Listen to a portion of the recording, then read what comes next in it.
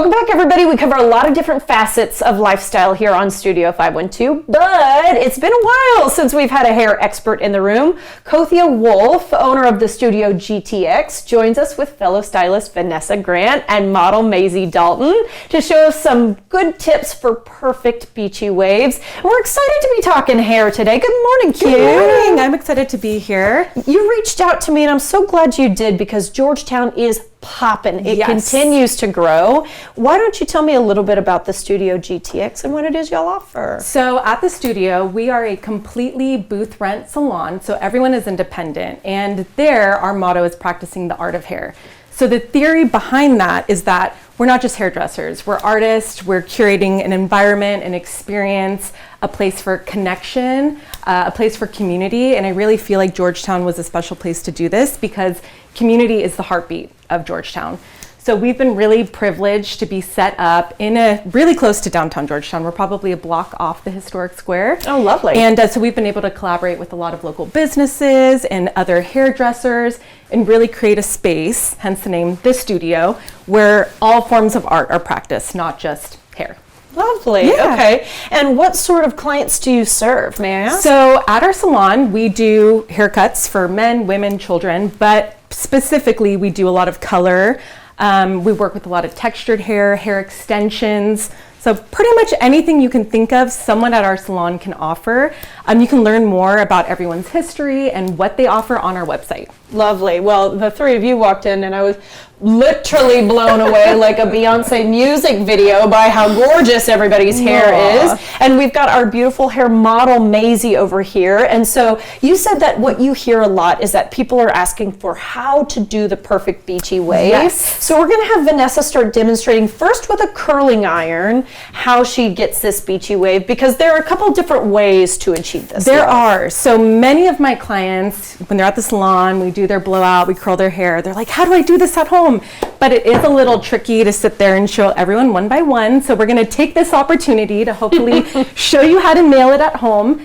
We're going to do one side with a flat iron and one side with a curling iron. So what Vanessa's doing right now is she's prepping the hair with a heat protectant. So basically this will just create a barrier between your hair and the hot tool. But prior to this, make sure your hair is clean and totally dry. That's probably like the number one thing that we kind of run into is people don't dry their hair all the way. It's a little damp, and then it won't hold it. Damage too. As well. Yes. Yeah. I see that she's kind of letting the barrel of the curling iron, first of all, go away from her face. Yes. But second of all, kind of lightly twisting it away. Yeah, so she is using a Sutra curling iron. Actually, both hot tools are Sutra. They're my favorite. I've never heard of them. They're the bomb. Okay. You have to try it. Sutra. Here we go. And she's taking the curling iron and turning it away from the face, and the amount of hair that she put in the tool is approximately like the thickness of the diameter of the tool.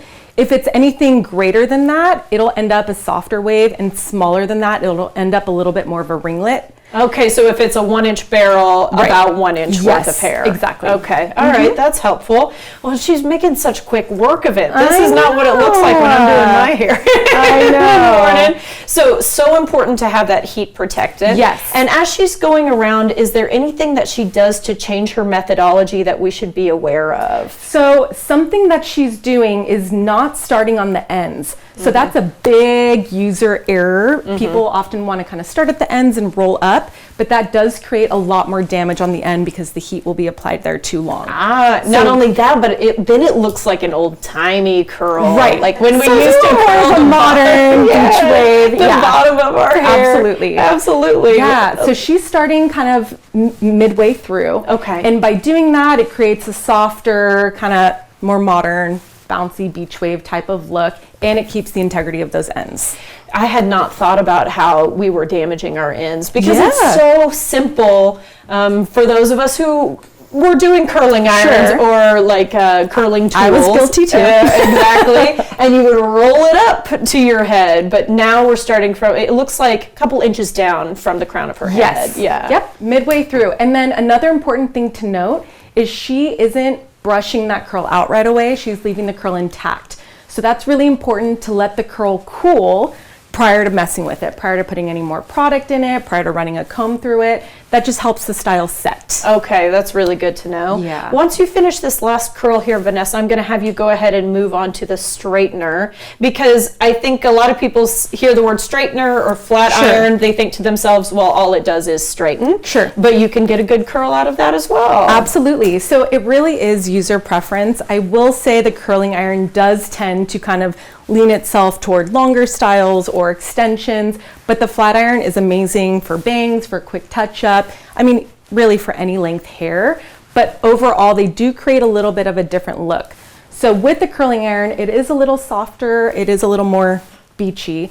The curling iron will not be as tight as the flat iron might, just because of the way that the heat's distributed. And this also looks like a 1-inch iron to me. Yeah. So they're the same diameter. So she's taking that same thickness of hair also away from the face. Away from the face. Yeah. Whoa, you can see the difference immediately. Yeah. No, and it's great. I mean, both styles will hold up for sure, but everyone kind of has their favorite. And when you're doing your hair yourself at home, it really does come down to what tool you're the most comfortable using. But more than anything, you want to make sure that that heat is distributed all the way down in the same way. And so she's going to do the same thing here. She's going to let these curls rest, cool down before she does maybe some finishing products in there. Yeah. Okay. And speaking of products, can we just touch real quickly on some of the things you suggest for people to get this look? For sure, heat protectant. Most of them will protect your hair up to 450, some a little more, some a little less, depends on the brand. There's different styles. So this one is a Moroccan oil aerosol heat protectant. You can apply that on wet or dry hair.